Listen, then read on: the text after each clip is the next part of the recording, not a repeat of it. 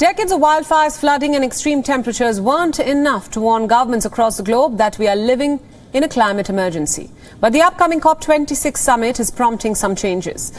Now, Australia has set a 2050 net zero emissions target, but the pledge offers no concrete plans to limit mining for fossil fuels.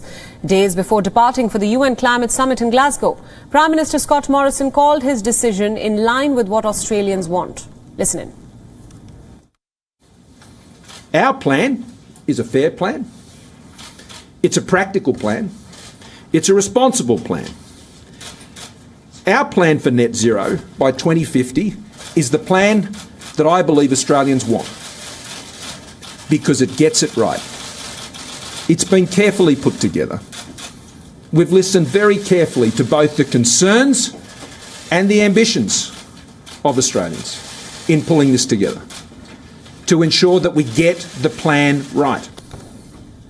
So what does a 2050 net zero emissions target mean? This means not adding to the amount of greenhouse gases that is already present in the atmosphere, which will stabilise the amount of greenhouse gases being produced and removed to halt the worst impact of climate change.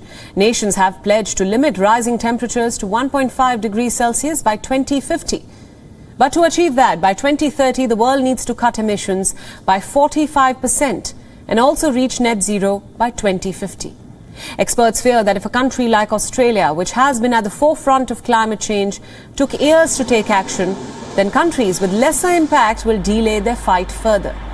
Morrison's Conservative government has resisted climate action for most of its 8-year term, and for the obvious reason, profits.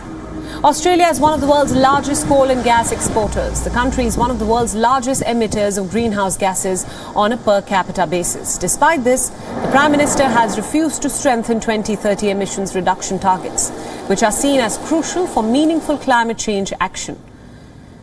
While Morrison says his action against climate change is in line with his people's expectation, he refuses to stop building mines, even though polls show that 63% of Australians support a national ban on new coal mines. The UN Climate Summit is scheduled for the 31st of October, but the host, the United Kingdom, and its Prime Minister have shown doubt over the success of the meeting altogether. Boris Johnson says that it will be very difficult for all leaders to agree. Listen in. Now, I think it can be done.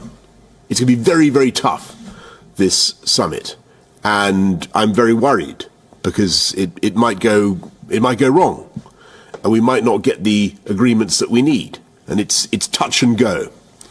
It's very, very difficult, but I think it can be done.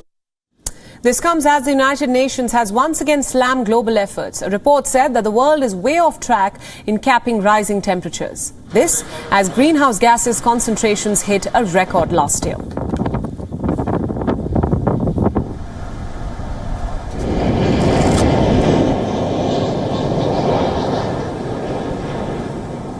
WION World is now available in your country. Download the app now and get all the news updates on the move.